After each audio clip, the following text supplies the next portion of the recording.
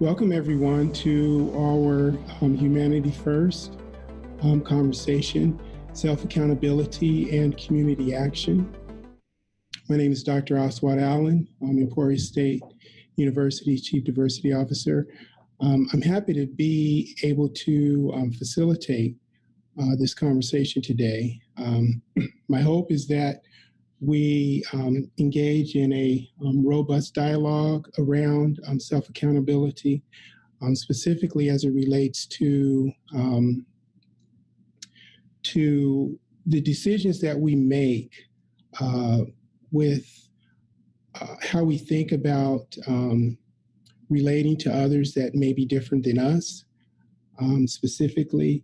And once again, this specific conversation was inspired by events that occurred a few months ago, specifically with Mr. George Floyd and his loss of life, and a series of other incidents that have occurred regarding social injustice in our country. I think we're at a stage now after the two previous conversations where I'm really going to ask for your engagement. The first dialogue was giving some context around the issues. The second discussion focused more on how we arrived at where we are in terms of our race relations, the Black male and female experience in the United States, and some of the systemic issues that we're challenged with as a nation, and in some cases globally, specifically. Today, before we move forward, I want to remind us that we have two audiences. One audience is with us via Zoom. The other audience is joining us by YouTube. If there are questions, please feel comfortable participating in our chat, as well as for our YouTube audience. You can go to emporia.edu/live and use the submit questions button to share your questions or comments. And I will also be looking out for individuals who may raise their hand, which will move your questions and your comments to the top of the queue for us to engage. So with that, let's just open it up. We have a few people who have joined us today that are part of our institution, and whether they're alum or longstanding faculty or staff members in our community. And I would like to really invite their participation. The first question that I have here, we're going to go over a few things today. We're going to talk about what does self-accountability mean to you. We're going to also discuss who are you accountable to and why really is this important. Those are the three main questions that I think we can focus on today. I wanted us to get to a place where we can discuss community action. I'm not sure that we're going to make it there, but I am willing to facilitate that part of the conversation if we do go that far. So I want to pause for a second and ask you to write these questions down. There are three questions. What does self-accountability mean to you?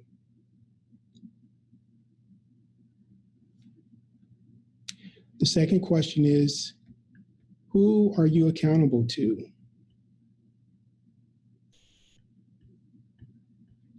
And the third question is, why is this important? I'm also going to ask you to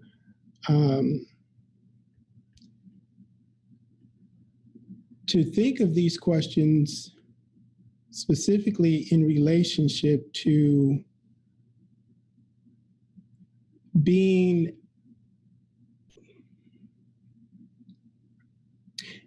an ally, or being an advocate for the type of transformative change that we are in pursuit of. How does this relate to the issues that we're dealing with now, and how do you play a role in that?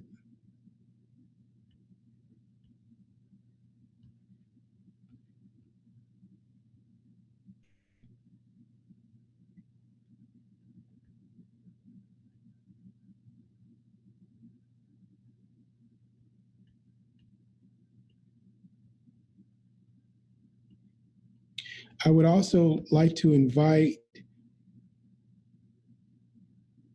comments around what does self mean to you? What is self in terms of self-accountability?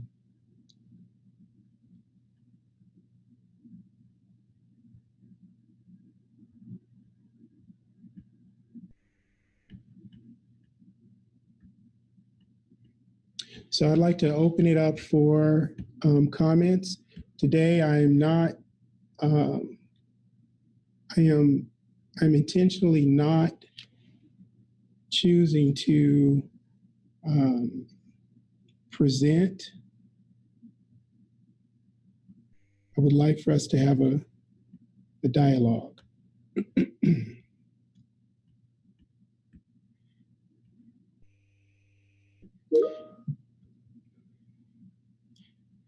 Please raise your hand if you have a comment, or send your question or remark in through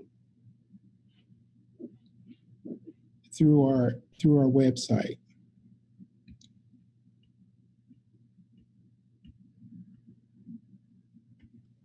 We have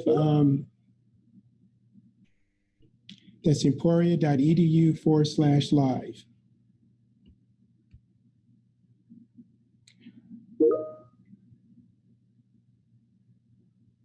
So we have Gwen Larson, who has a comment that she would like to share. Go ahead, Gwen. In terms of who I'm accountable to, in some ways it depends on where I am in my life. I have, at any given time, I've been accountable to my children. I've been accountable to my husband. I've been accountable to my boss. I think that in a larger sense for this discussion, I'm also accountable to my neighbors. And I define neighbors as more than people in houses adjacent or across the road from me. Neighbors are anybody I live with in the same community, which means Emporia, Lyon County, other communities I have that may be more national in scope because of organizations I belong to. But I believe that I'm accountable to all of those different people in my life. Thanks, Gwen. So accountability involves not only yourself, but others. And basically what I hear Gwen saying is there are individuals that are close to her that she has a sense of accountability to. Let me ask you, what does self mean in this term, accountability? What makes up self, and what does self mean, and what does accountability mean? And I'm asking us to go a little bit deep in this space so that we have a solid concept that we're building on as we have this discussion.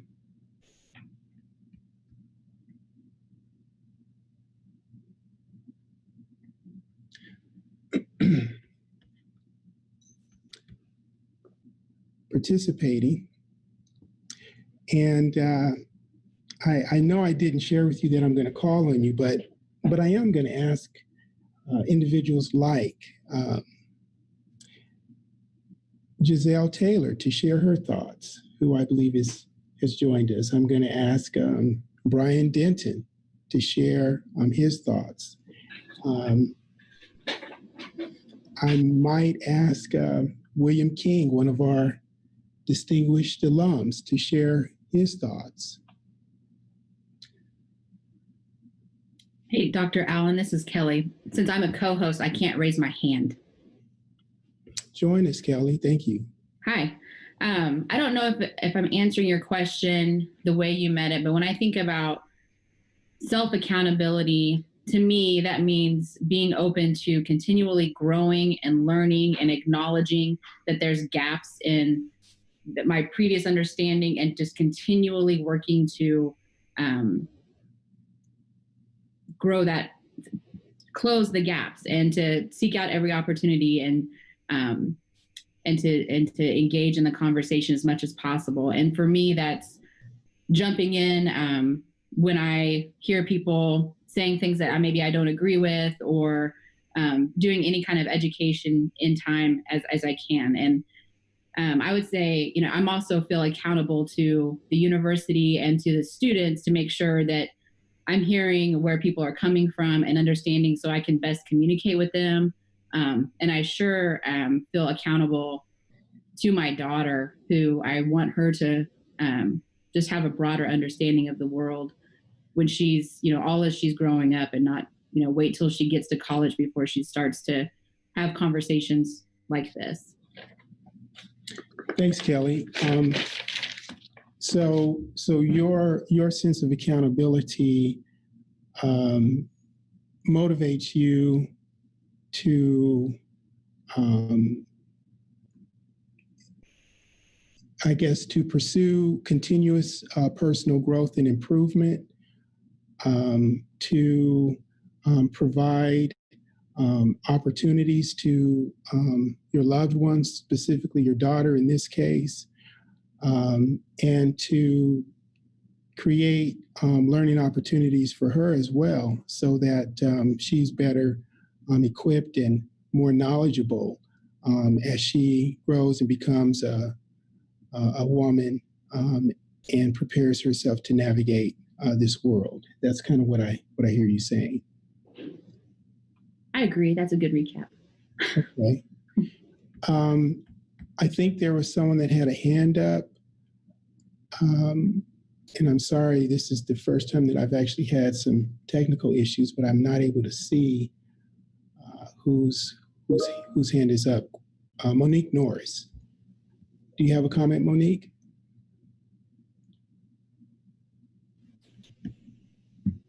Yes, sorry, that took me a second to actually get my thing unmuted.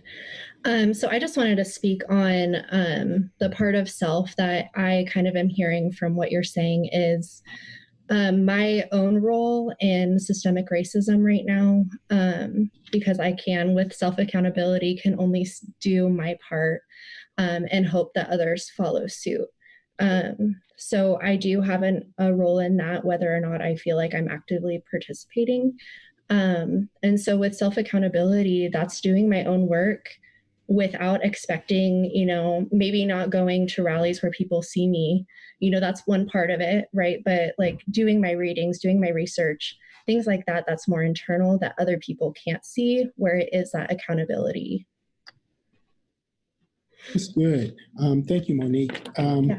So what that gets at is the deeper aspects of self-accountability. If you are feeding yourself with the right food, then you will have a better opportunity to produce the right results.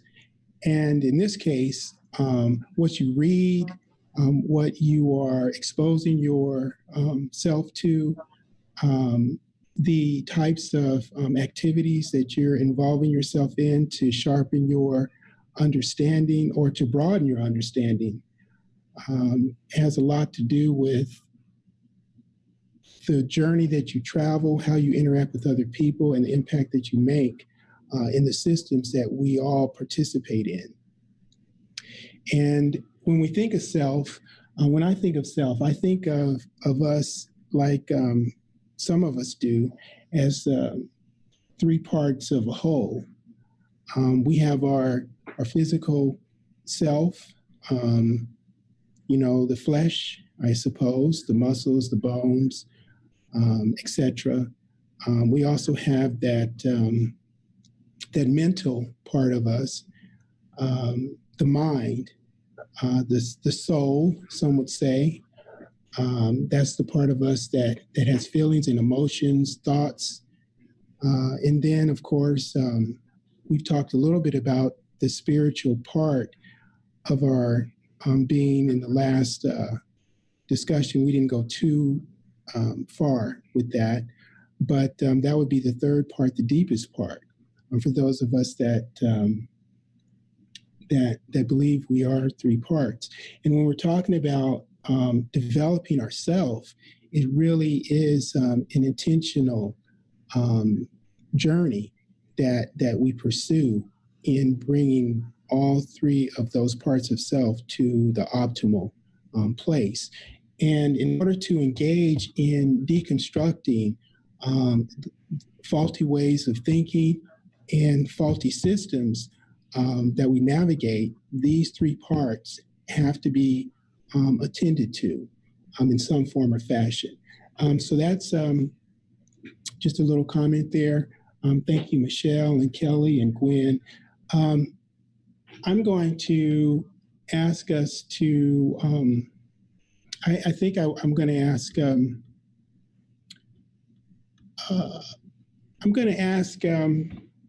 William King to share his thinking. William King is a alum from Emporia State. He's also worked here in a few capacities some years back, and now he's serving as an ombudsperson at Virginia Commonwealth University.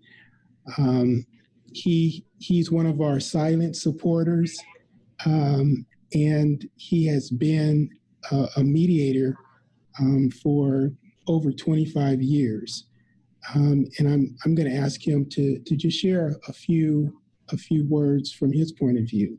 Okay, good afternoon, Dr. Allen. How you doing? I'm doing well, sir. How are you? I'm doing well. When I think about self-accountability, I try to live by the motto of the choices that you make have consequences. And I think I see myself in a number of roles in terms of William King, the individual, William King, the educator, William King, the deacon in this church, William King, fraternity brother, and each one of those in each one of those capacities, I have a responsibility to be held accountable for the decisions that I make.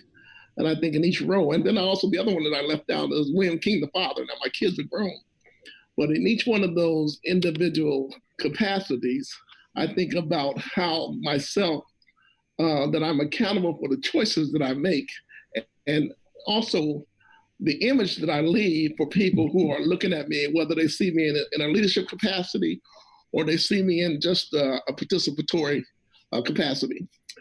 So when you look at the types of issues that we're dealing with now in terms of the dialogue about racism, the dialogue about equality, the dialogue about engaging and participating, for me, I think about how do I do that and what my intent and my expectation and outcome goals are. So, I'm quite cognizant of that, and being in the front lines, whether it's at work, whether it's in my church, whether it's as a participant participating in a protest, should I choose to do that. But I think as we talk about self-accountability and who we answer to, I think in each case, the examples that I gave, I think I'm answering to different individuals, but ultimately I have to answer to myself. And from a religious standpoint, in terms of my faith, I have to answer to my God. So I think for each of us, we have to choose how we represent ourselves, the expectations of representing ourselves, and ultimately the consequences as we represent ourselves. Thank you. Well said. There are many roles that or many hats, I suppose, that we wear. The ideal is that we're the same person wherever we go. However, we understand that the decisions that we make have consequences, and we need to be cognizant around counting the cost of those decisions. Not to say that we're not willing to pay the cost, but we need to understand the cost before we make a decision. And we also need to be able to account or to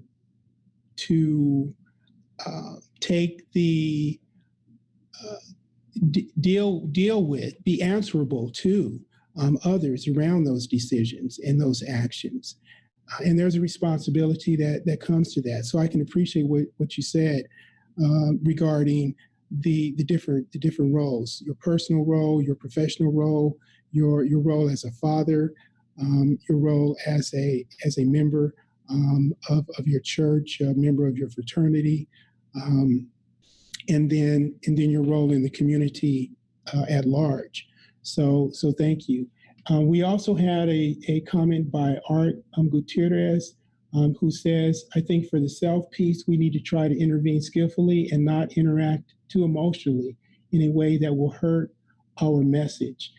And this really aligns with what William King just indicated. We need to understand the impact that we may have on others. We need to understand the impact that we may have on the long-term goals that we're in pursuit of.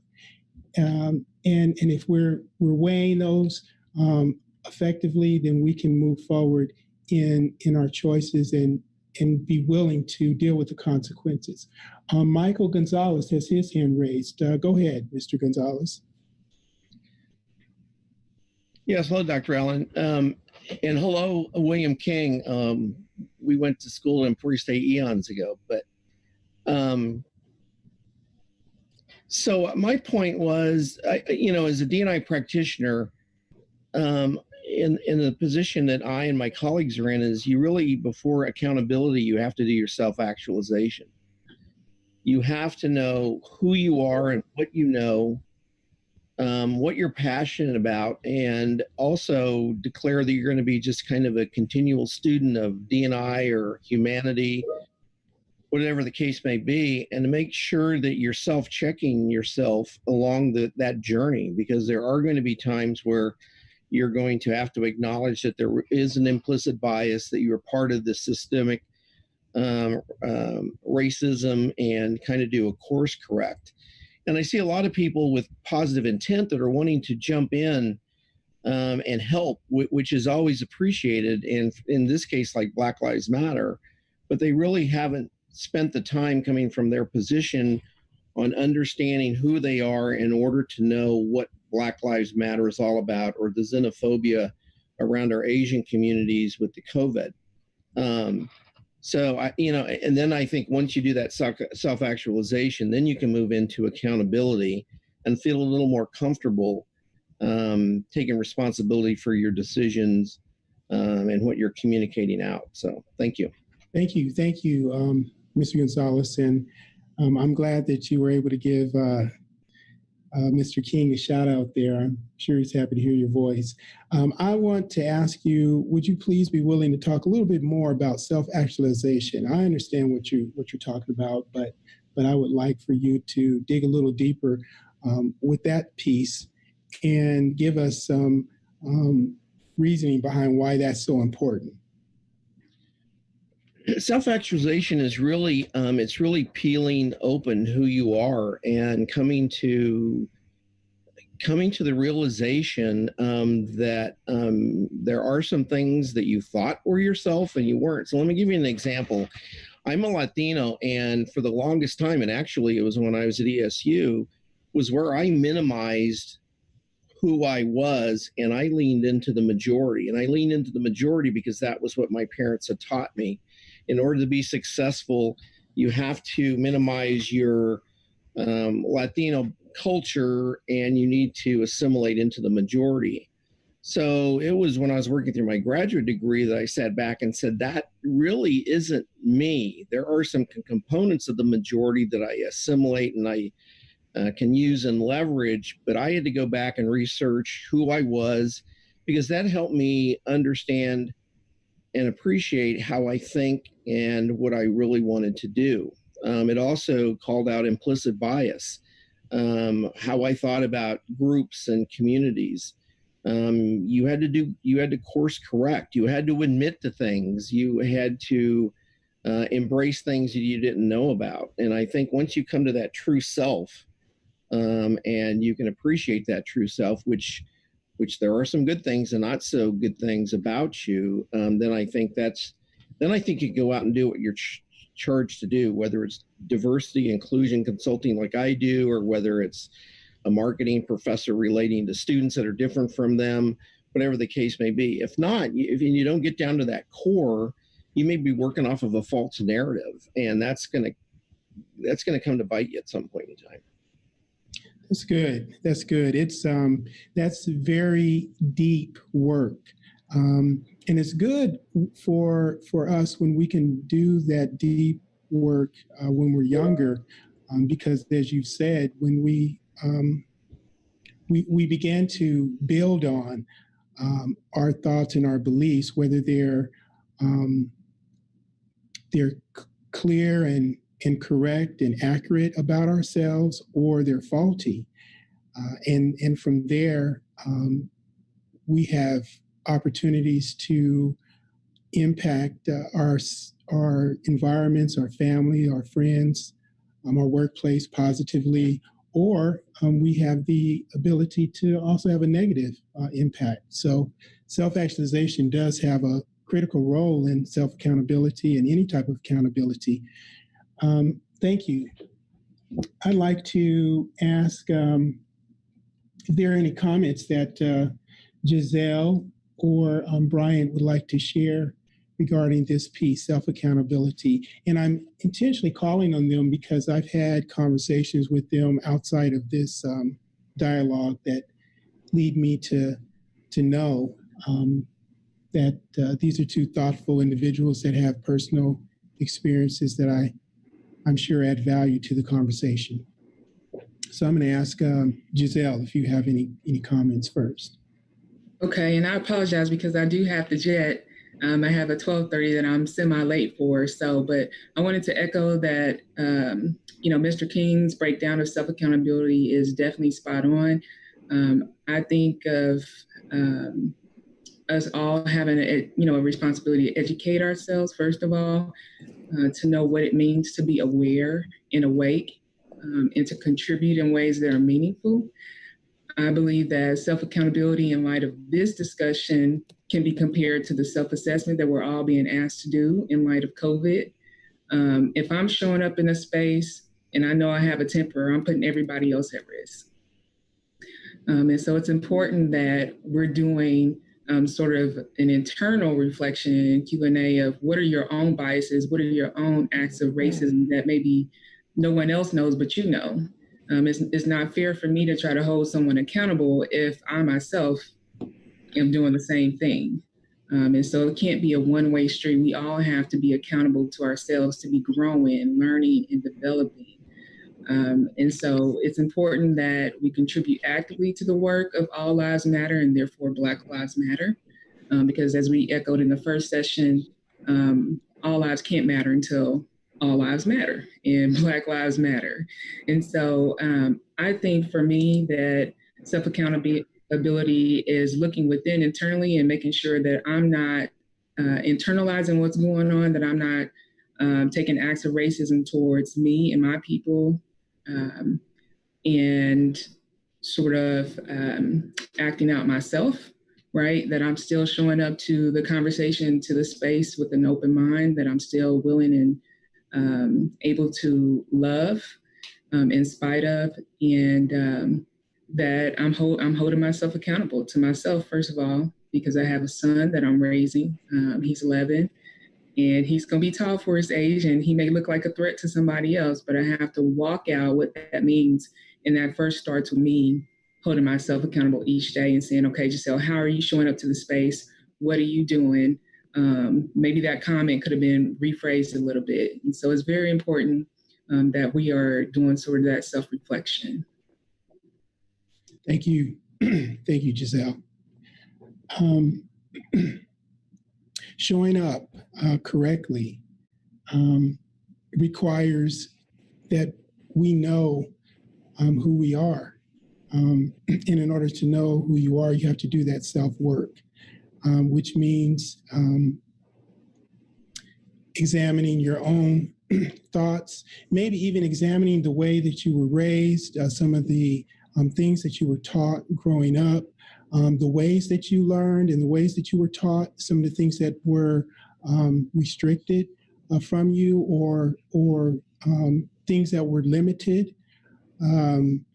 examining areas that you were willing to take action in and areas that you didn't take any action in, and asking yourself why or why not, recognizing your role and your responsibility in the journey that you've traveled, and also determining whether or not you're on the right path, and using wise counsel to help you along that path. Some of that involves identifying trusting sources and individuals to help, as well as that continuous growth that we've been talking about. You also probably will have to forgive some individuals that have caused you hurt, harm, or danger in some form or fashion, intentionally or unintentionally, in order for you not to be held in bondage or held captive to your own woundedness or loss. And you have to make a choice intentionally about taking ownership, not hiding in those dysfunctional spaces or blaming others. Not to say that others may not have some responsibility in the experience that you may or may not have had, but blaming someone for the choices that you make are really taking on a victim role in this situation. And in this situation, more specifically, being an ally or being an advocate, also taking responsibility for the role that you may or may not have played in the way that you have used your privilege, effectively or ineffectively. So those are just some things that I think we can be intentional about as we go forward. I'm going to ask Brian Denton if he has any comments or remarks about self-accountability before we move forward into community action and community accountability. Go ahead, Brian. Thanks, Dr. Allen. It's good to see you. Good to see you also. I appreciate your words about being accountable to people in a higher power. I agree with you. Family, community, countrymen. We all need to be accountable, even to our moms and grandmas, and now my kids. I think part of self-accountability to me is evaluating your own history and your community history, and really examining your values, whether they were handed to you or they're ones that you figured out. That helps you figure out who you are today, and pondering what you aspire to, and what is it that you're wanting in life, and understanding that helps you understand your own motivations. And also it's important to understand how others see you, and then reach out a bit and push yourself out there to make new friends, meet new people, and with the goal of loving your neighbor, the ultimate goal. And I think the best way to do that is to put yourself in their shoes and to walk with them, and just see what it's like being them for a day. And that way we can gain understanding of our world and make the necessary changes and create a better place for our children. Thanks, Brian. How do we take these ideals of self-accountability and begin moving them forward in our own personal lives here in this community with respect to, I want to say race relations, but it's really deeper than that. It's bigger than that. It's really, in my mind, it's more about appreciating the uniqueness and diversity within the human experience and connecting with people in safe and meaningful ways where they are. It's humanizing others that may be different from you, but are also quite the same in so many basic and fundamental ways. I'm not sure if Dr. Amy Sage Webb is on with us, but if she is, I want to invite her to join in because she has had some insights that I think are very important with respect to the state of the community, with respect to the challenges and struggles that she has and grapples with. And I believe that she also, in the midst of it all, has a great degree of hope and inspiration in a very authentic way, not in a way that is ignoring the challenges, but recognizes the challenges and still continues to strive to hold herself accountable and serve as an accountability partner for others. I'm just interested, Dr. Webb, in what your thoughts are about self-accountability in the context of where we find ourselves as a community right now. What a daunting question, right? Can you hear me? Yes. Yes. I'm in my summer office, which is the basement, so I don't know if you can hear me well. It's hard for me to get my mind around it, but I have to keep revisiting the fact that myself is subjective, that it is constructed, that ourselves are constructed from our experiences and from the context in which we find ourselves. And that means that our accountability, what Giselle talks about, being awake and aware, is to kind of be aware of the fact that we're in the matrix, right? That a lot of what we're experiencing as quote unquote reality is a construct that we can question, that we can dismantle, that we can take apart and look at, and we can make conscious choices about which parts of that we're going to allow to be operative in how we show up in the world. But we have to do that work first of not assuming that this is the way things are. Because the way I experience reality is not the way lots of other people experience even what they understand as the world, right? So that work is constantly going back to asking, and this sounds really existential, what is real? And how do I come to that understanding of reality and myself in relation to other people?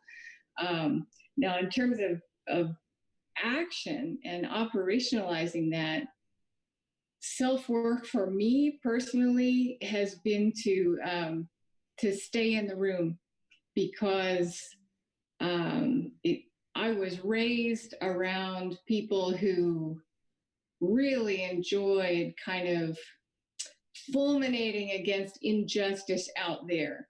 They were people who loved to talk about how terrible something was that was happening elsewhere.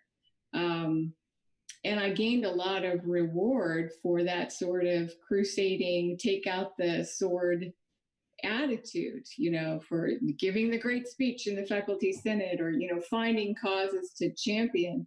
But that was, in my case, a lot of avoiding the work of the self, right? A lot of times when we're trying to make positive change, it's so much easier to just jump out of the room and start worrying about some policy or something that's happening elsewhere, when in fact we have the power right there in that room to pay attention to somebody differently, to behave differently, to use our voices differently, to give agency to other people differently. But we just skip that work because it's so much easier to jump out. So for me, that's where I am right now. It's trying to stay in the room more and to not think about social justice as something that has to happen in grand terms, but that starts with me every day, making decisions consciously and inclusively, if that makes sense. So that's like a long, am I talking at all about what you wanted to talk about? I appreciate your comments. And I think what I'm getting is what's real to one person may not be so real to another. And we have to be aware of the reality that we're experiencing, but also be sensitive and be willing to meet people where they are in their reality. And when we realize that, when we're able to realize that piece, then we can begin the work right where we're at. When it becomes, that's where it becomes real. Is social justice is real when I'm engaging it in a real way that is really impacting me in real time. Otherwise, it can be so distant that it's someone else's responsibility or it doesn't exist at all in that respect. And I think there's a lot of truth in that. And so we have to connect the idea of being accountable for social justice with the realities that we experience in our daily lives, not just say it's a grandiose ideal and I hope somebody else gets to it, or it's too big for me, to deal with. So that's what I get. So thank you. We have Sharon Saandhyarag, who is going to be unmuted, I believe, and she has her hand up, and I'm excited to hear what she would like to share. Well, I can see I'm older than most of the people here, but I wanted to participate today. This sounded very interesting, and wow, what else is there to say? It is about individual perspective, and I was listening for the word respect, and I did hear the word respect. That's a word I heard a lot growing up, raised in Catholicism, Catholic grade in high school, and Emporia State and Kansas State Teachers College. I saw a lot of respect. And so my perspective was good. And when I attended Kansas State Teachers College, that really was one of the first times I encountered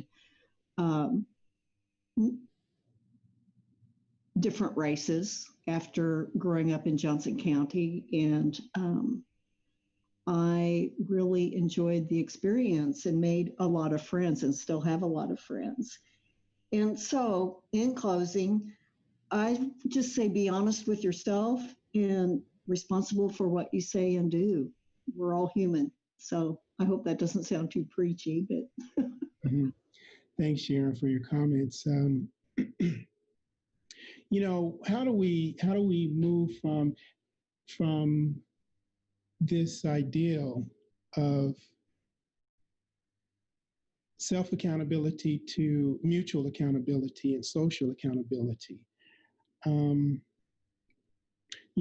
There's lots of work here that we have to do.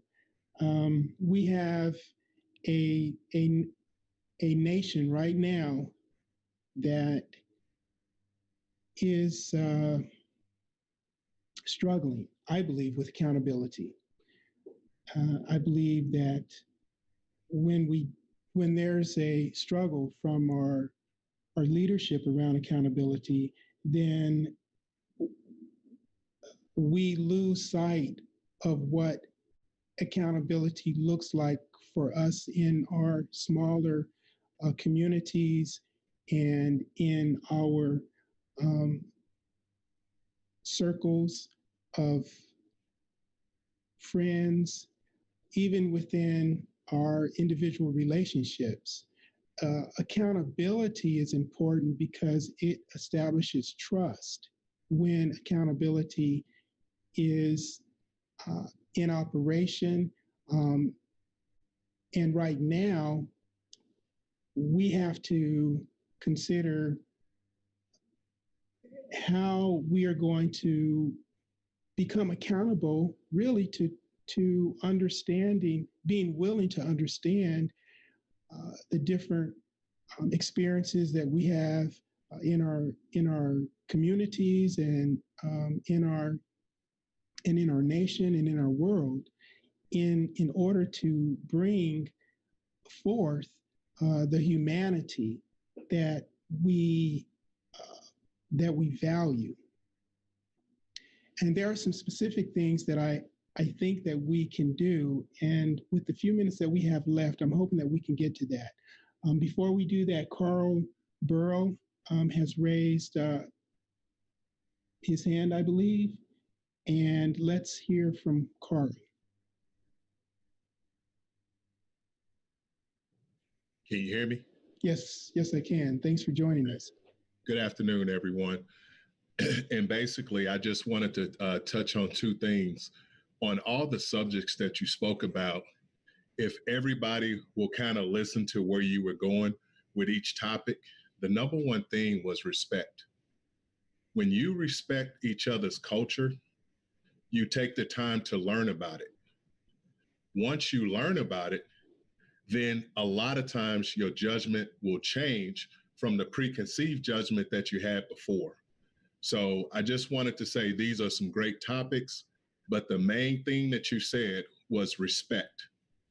When you take the time to learn about somebody else's culture and you know where that individual is coming from, a lot of times it would open your minds and your thoughts to what that individual is really saying and why it's such a concern to them.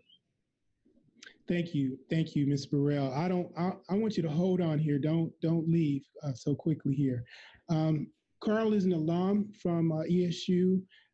He's also heavily involved with our athletic department, our advancement area, our foundation, Alumni Association.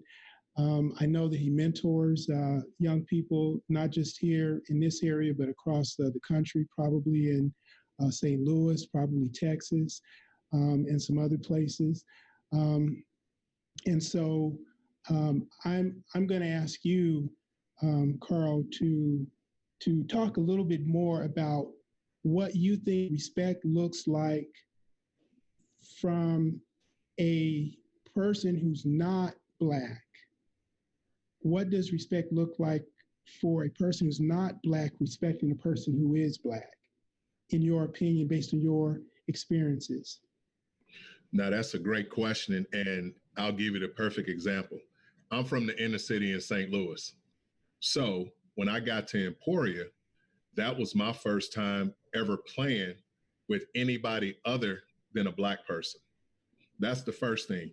The good thing about it is I've always had an open mind to different people's culture, because even though I majored in business, math is my favorite subject, but history is my second.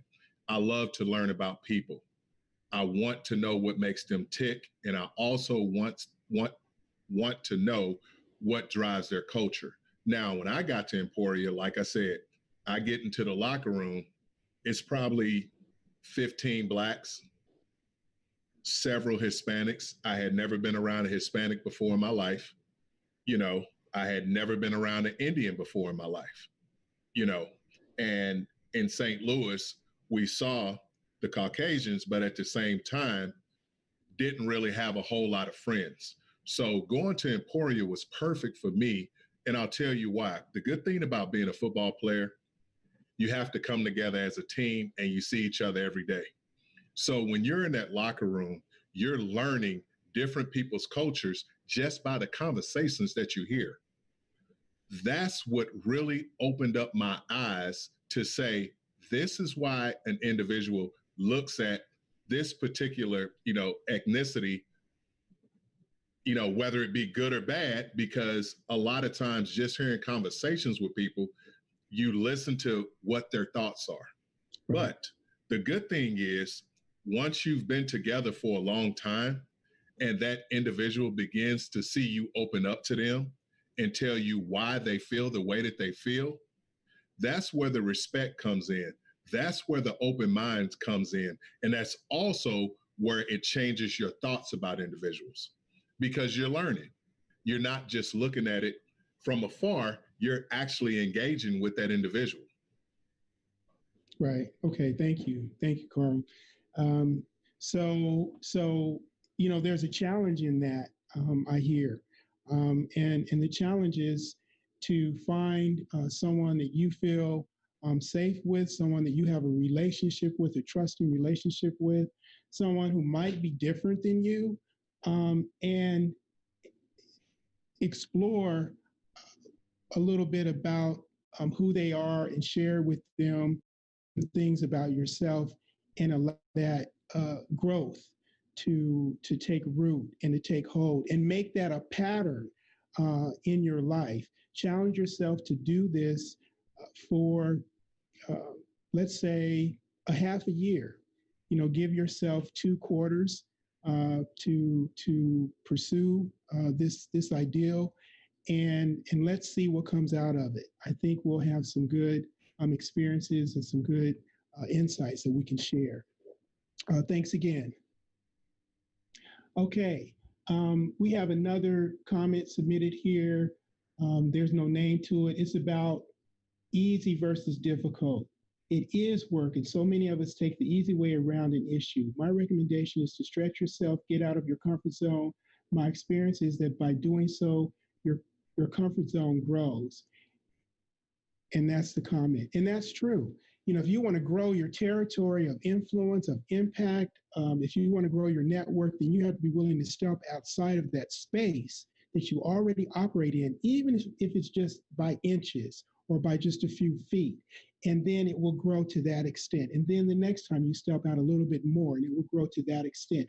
So push yourself and challenge yourself and hold yourself accountable. These are things that you can do. You can set yourself you can make a personal plan to identify 2 or 3 individuals within a week's time that you're just going to have simple conversations with. And then over the next 6 to 8 weeks, have a conversation with those 2 or 3 people at least once per week. Be willing to share a little bit about you, be willing to hear a little bit about them. No matter how you may feel about what they say, make the point to learn from them.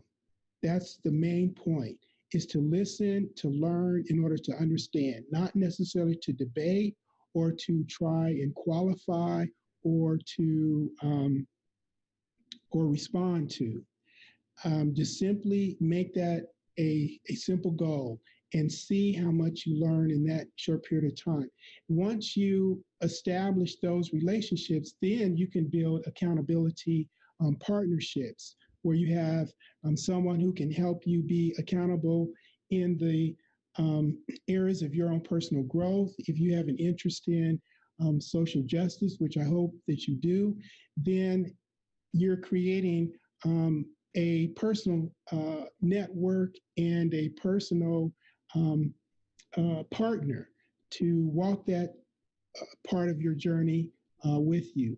Someone that you can do book readings with, someone who you can explore documentaries and educational materials with, someone you can discuss some of the current events and issues with, and who can help you think through your ways of thinking and expand those. Iron sharpens iron. I think that we all understand that. I also believe that there's a social accountability component that is born out of the mutual accountability. And that's where we begin to take those partnerships that we have put in place and the commitments that we have put in place, and we translate those into building civic engagement with each other in our workplace and in our neighborhoods to have direct and indirect impact and progress and growth. And from there, it translates into policy development, programs and initiatives, and outcomes. This is where we begin to work with our neighborhoods, our neighbors and our neighborhoods to improve our children's experiences in our schools, in our organizations, and in our government agencies, including our police and our and who's representing us in our legislature. So there's a series of steps that can be taken. Self-accountability is at the very, very beginning of it. Understanding what that means to you is really driven by self-actualization. Accountability has a series of categories that we have a role in, and then from there, we can build out in our relationships and in our policies and in our practices.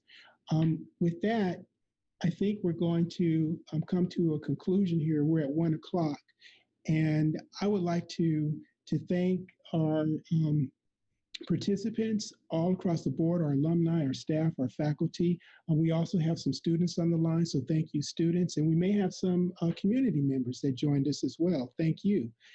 Thank you for those that were willing to give comments and share some insights. We did not really get to community action, I don't believe.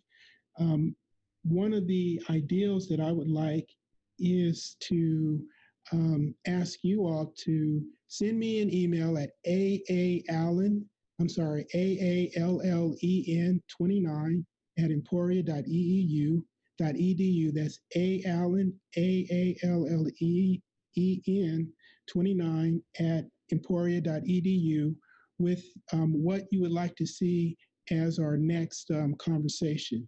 I believe that community action requires community ownership. And that means that the different voices in our community need to be represented in order for us to take the action that's required as we go forward.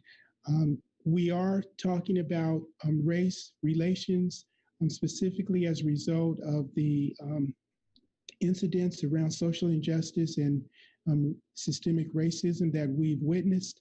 However, this is really the foundation that we need to build off of in order for all lives to actually matter. That means all of our communities, our Hispanic community, our international student community, our LGBTQ community, our veterans, our community that has disabilities.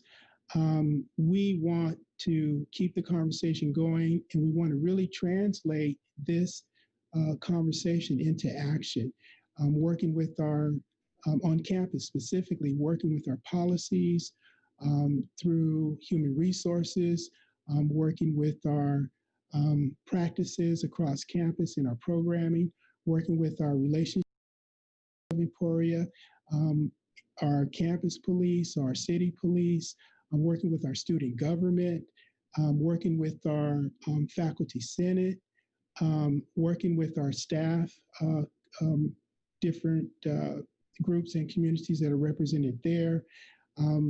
This is a cornerstone experience that I think we're establishing, and I'm open to receiving feedback on next steps specifically for action. Although we do have COVID-19 that is limiting our face-to-face interaction, I think we can do wonderful things through the virtual engagement. You know, we've had people connect with us from Texas, from Virginia, from Illinois, outside of the state of Kansas and Oklahoma, as well as across the state. So this can serve as more of a benefit than a barrier if we allow it to do that. With that, I would like to close and say thank you all again, and we'll see you next time.